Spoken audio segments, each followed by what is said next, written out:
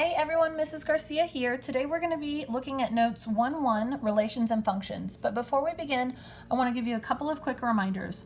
First, I want to remind you that your name should be in the upper right-hand corner in pen. Second, I want to remind you that in order to obtain credit for these notes, your notes must look just like mine with a few exceptions. The first exception being obviously your name will be here instead of the word name. And also, you may or may not use colors, and if you do use colors, they might not match mine, and that's okay. But if I have something written on my paper, you have to have it written on yours. If I have something highlighted on my paper, you have to have it highlighted on yours in order to obtain credit. So I just wanted to remind you of those quick things before we got started. So let's go ahead and get started. So there are 4 ways to represent a relation. Those 4 ways are by graph, ordered pairs, table of values, and mapping diagram. Okay, you might ask, what is a relation? Well, a relation is a set of pairs of input and output values. So remember, when you list ordered pairs, you list it as the input value first, the output value second. In other words, the X first, the Y second. So I actually have a relation right here, a set of pairs of input and output values, represented as ordered pairs. So I've taken this relation and I've also represented it graphically. So the ordered pair -5, 1 is here. -3, -2 is here, -2, -5 is here, 0, 0 is here, so on and so forth. I've taken this same relation and I've also represented it as a table of values. So you'll notice the values are the same. I've taken this relation and I've also represented it in a mapping diagram. So -5, 1 is represented here, -3, -2 here, -2, -5 here, so on and so forth. So as you represent relations in these different ways, okay, there are some rules or guidelines. Okay, the first guideline I'm going to talk about is listing things in least to greatest order. So when you list a relation as ordered pairs, your X's only should be in least to greatest order. So you'll notice X's are in least to greatest order, the Y's just go with the corresponding X's. Similarly, for the table of values, your X's only are in least to greatest order, and the Y's are just go with their corresponding X. Okay, however, with the mapping diagram, notice I have an arrow pointing to both the X's and the Y's. That's because both the X's and the Y's are in least to greatest order. That's why when I had the ordered pair -5, 1 represented here on the mapping, it didn't just go straight across. I had to find the 1 because the Y's were listed in least to greatest order. Okay, lastly, when we list our domain and range, we'll talk about how in a minute, those will be listed also in least to greatest order. Okay, next thing I want to talk about is no repeats. So when you have a repeated value, you don't list them in both the X and the Y of the mapping, and you also don't list them in the domain and in the range. So let's remind ourselves, what is domain, what is range, and what would make this relation a function? Okay, so the domain is the set of inputs, also called X coordinates in a relation. So if I'm looking at the relation, and if I just look at the table of values representation, if I want the domain for this relation, I'm going to take the X's, make sure they're in least to greatest order, and they are here in the table, of course, as they should be. And I'm going to make sure there aren't any repeats listed. If there are, I'm not going to list them here in my domain. Okay, and then I make sure and put these braces around, and that's it. For range, it is the set of outputs, also called Y coordinates in a relation. So again, I'm just going to take the table, for example, and to find the range of this relation, I would take the Y values, I would put them in least to greatest order. So you'll notice these have been put in least to greatest order, and I wouldn't list repeats. So you'll notice -2 is an output twice, but I only list it once here. Okay, lastly, is this function a relation? Well, we have yes circled. Let's talk about it. So a function is a relation that has only one Y value for every X value. In other words, the X value or input domain cannot repeat. Okay, so in this relation, did we have any X values that repeated? And if you look at those real quick, no, we didn't. So this was correct. Yes, this is a function. Why? Because the domain or X values did not repeat. So let's go ahead and do a couple of quick examples to cement this knowledge in. Okay, so let's look at the examples down below. So the directions state to list the domain and the range and determine if the relation is a function. So just like I did above, I'll use blue for domain and red for range and remind you that domain is X and range is Y. So here I have this relation represented in a mapping diagram, and I love the mapping diagrams because they're already in order for you. Okay, I've got least to greatest order for both the X's and the Y's, and no repeats are listed either. So it's simply just list the X's for the domain, just list the Y's for the range. Okay, and just make sure you get those curly braces around in the front and in the back. Okay, now is this relation a function? And the answer in this case is no, this is a non-function. It's not a function because the X value of -5 repeats. Notice -5, -3, -5, -1. And we can't have repeated X's. We can have repeated Y's, but we cannot have repeated X's in order for this relation to be considered a function. Okay, so now let's move on to number 2. So number 2 is a relation that's represented in ordered pairs.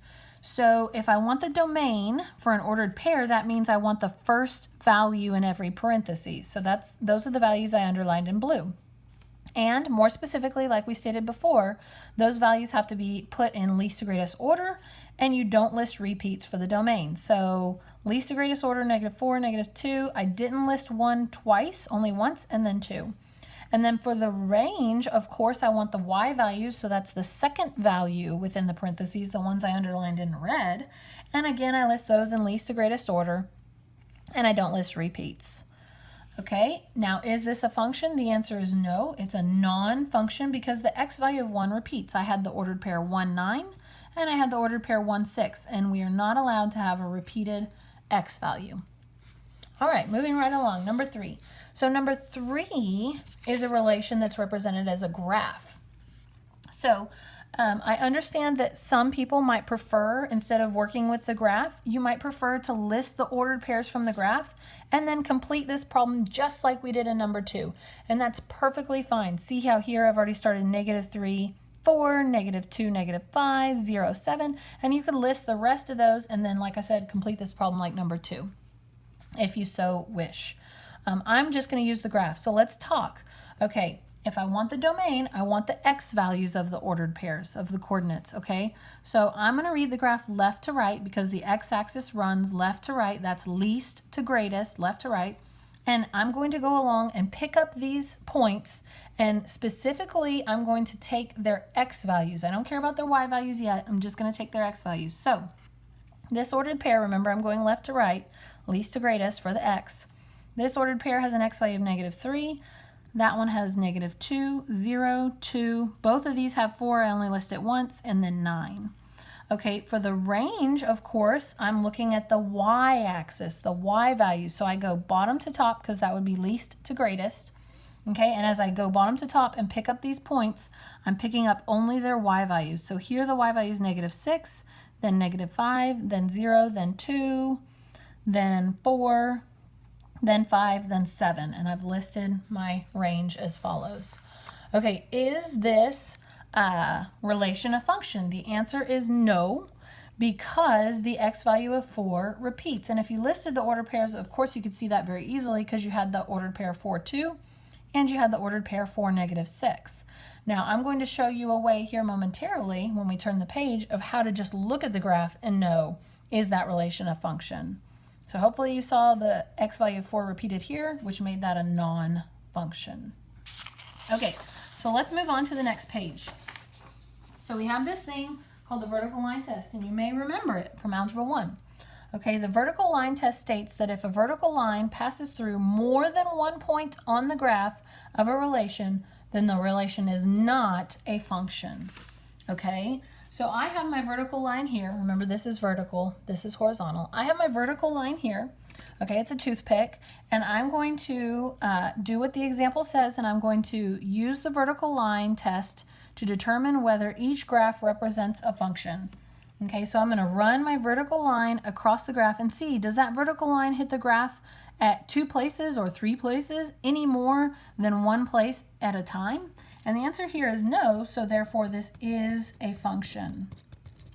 Now, when I run my vertical line through this second graph here, notice my vertical line does pass through the graph at more than one place at a time, and that's a no-no. So just to show you an example, if I run a vertical line right here, for example, there's many places, but right here being one of them, I pass through that graph 2 places at once. That means there are 2 x values that have different y values, and that's not allowed. So that's a non-function. Okay, lastly, I wish I had a piece of thread or something here, but I don't.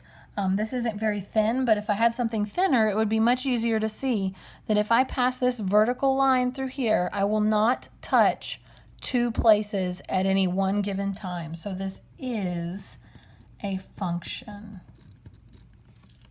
Okay, last thing we're going to talk about today is function notation. So f of x equals, excuse me, means essentially the same thing as y equals. Using f of x just shows that the equation represents a function.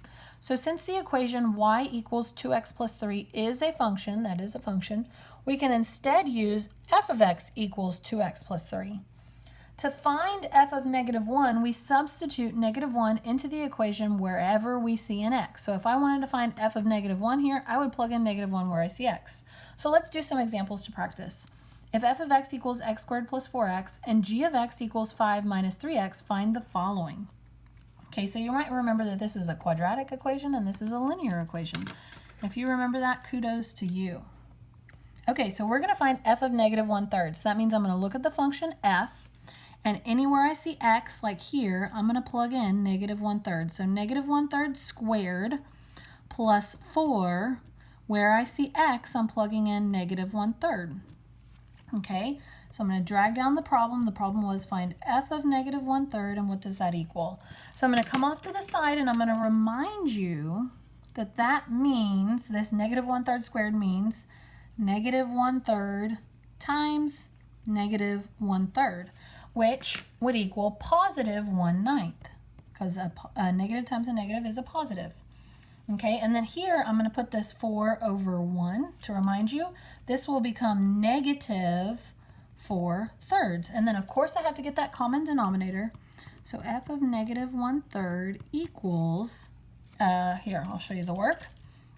Here I'm going to multiply this guy by 3/3.